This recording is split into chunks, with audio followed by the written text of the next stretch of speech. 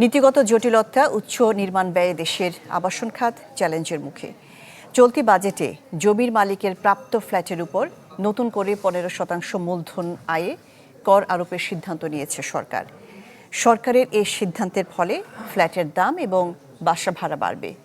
দ্রব্যমূল্যের ঊর্ধ্বগতির এই সময়ে এমন সিদ্ধান্ত শুধু নাগরিকদের জীবনযাত্রায় দুর্বিষহ করবে বলে জানিয়েছেন খাত সংশ্লিষ্টরা। জাতীয় সংসদে 11 জুন নতুন অর্থ বছরের বাজেট ঘোষণা করেন অর্থমন্ত্রী আমির খসরু মাহমুদ চৌধুরী। প্রস্তাব করেন যৌথ উদ্যোগে বহুতল ভবন তৈরিতে জমির মালিকের ফ্ল্যাটের উপর 15% কর আরোপের। রাষ্ট্র তো ব্যবসা করতে পারে না।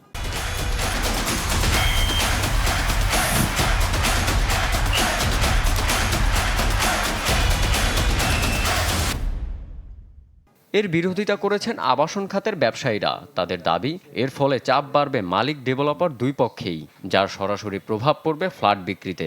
রাষ্ট্র এখান থেকে প্রতি বছর প্রায় 50,000 কোটি টাকার ট্যাক্স পায়। যদি সেক্টর ধ্বংস হয় তাহলে কি ট্যাক্সটা পাবে? এই সেক্টর এবং আমাদের সাপোর্ট ইন্ডাস্ট্রি সহ প্রায় 16% জিডিপিতে আমাদের কন্ট্রিবিউশন।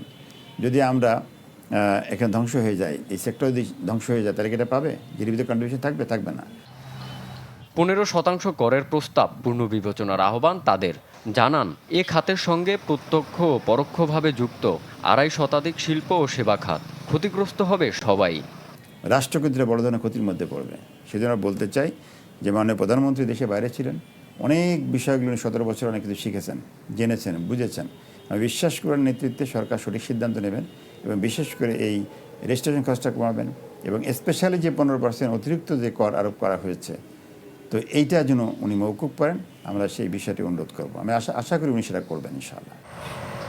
30 জুন পাশ হবে 2026-27 অর্থ বছরের বাজেট। এর আগে আলাপ আলোচনার মাধ্যমে যৌক্তিক সমাধানে পৌঁছানোর তাগিদ আবাসন ব্যবসায়ীদের। রৌনক মাহমুদ সৌরভ, চ্যানেল 24, ঢাকা।